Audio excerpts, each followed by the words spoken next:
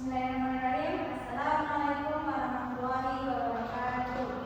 Waalaikumsalam warahmatullahi wabarakatuh.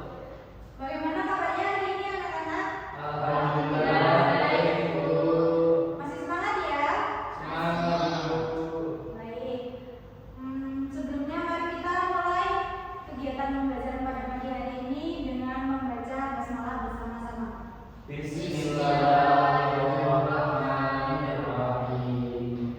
Selanjutnya Ibu absen terlebih dahulu ya. Ananda, Hadir. Pak Ramzi, Hadir. Nizam, Hadir. Ata, Hadir, Bu. Abian, lengkap ya? Selamat, Bu. Baik. Selanjutnya Ibu mau tanya ke kalian. Rukun Islam itu ada berapa? Ada 5. Yang pertama apa?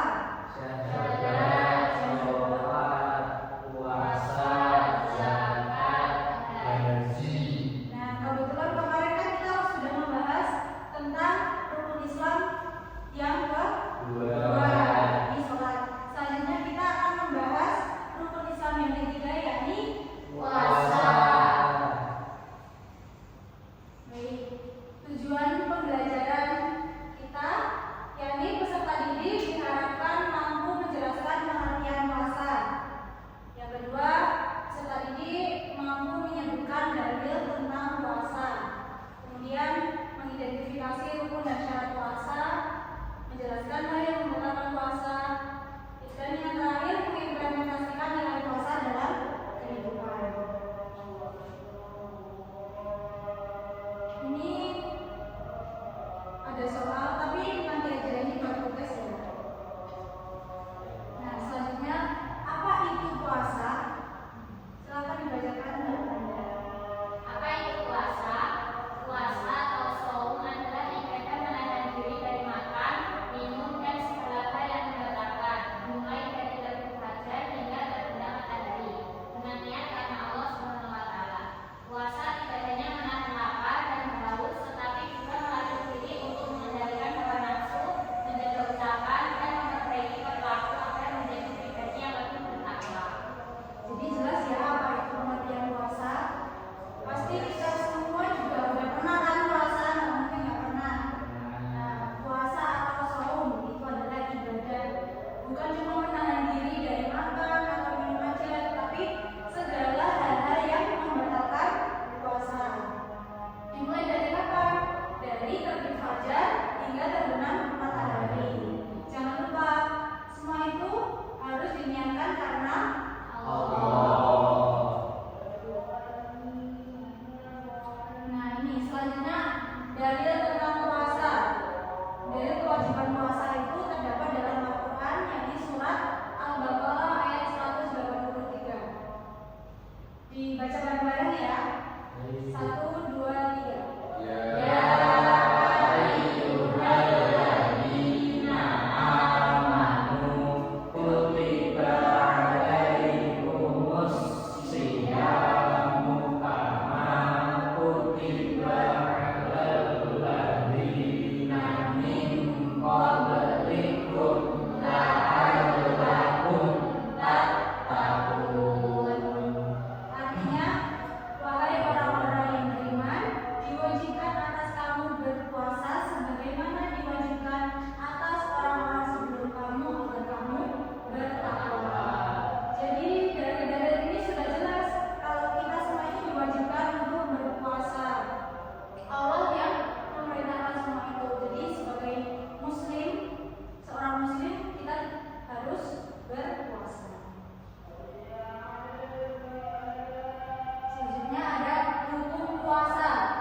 Nih, puasa itu ada banyak, ada puasa wajib, sunnah, kemudian ada yang makruh dan ada yang haram. Yang wajib jelas ya, ada puasa Ramadan. Kemudian nazar. Nazar itu apa sih? Nazar itu adalah puasa yang sudah dijanjikan. Misal kita bernazar, kalau aku dapat nilai bagus, nanti aku bernazar mau puasa gitu. Itu berarti nazar atau janji. Kemudian kafarah. Kafarah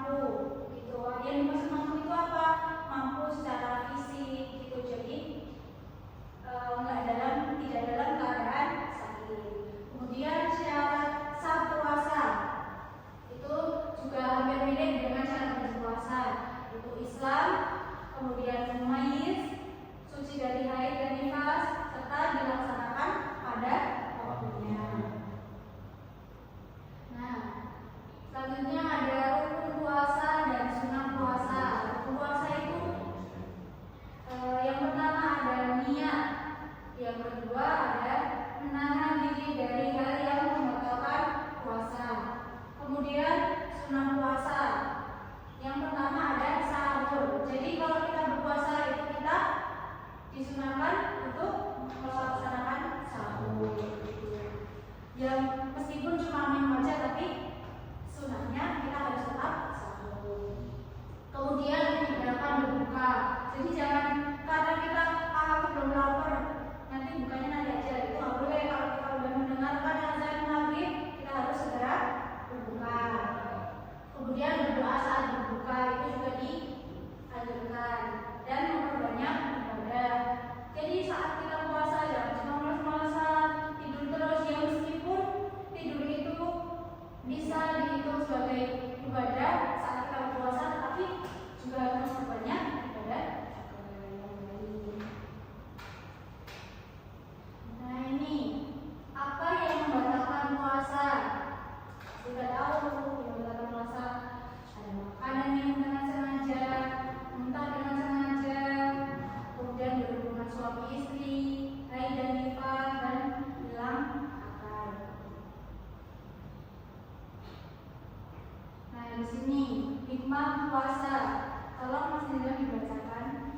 Hikmah puasa yang pertama meningkatkan ketakwaan, melatih kesabaran, menumbuhkan empati, melatih disiplin, dan membersihkan jiwa. Baik, itu adalah hikmah puasa, gitu ya. Nah selanjutnya Ibu mau membagi kalian menjadi dua kelompok. Nanti Ibu kasih soal, kalian diskusikan, kemudian nanti perwakilan dari kelompoknya silakan menyampaikan hasil diskusinya, gitu ya.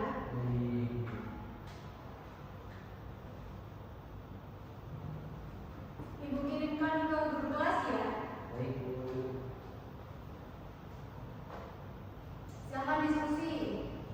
Nanti kalau sudah perwakilan bisa menyampaikan jawabannya.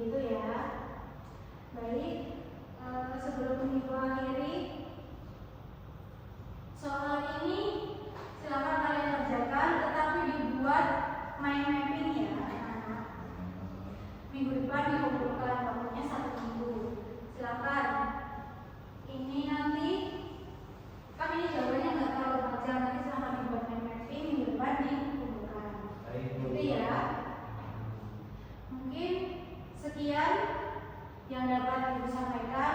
Kalau ada salah kata mohon dimaafkan. Mari kita akhiri dengan membaca hamdalah bersama-sama.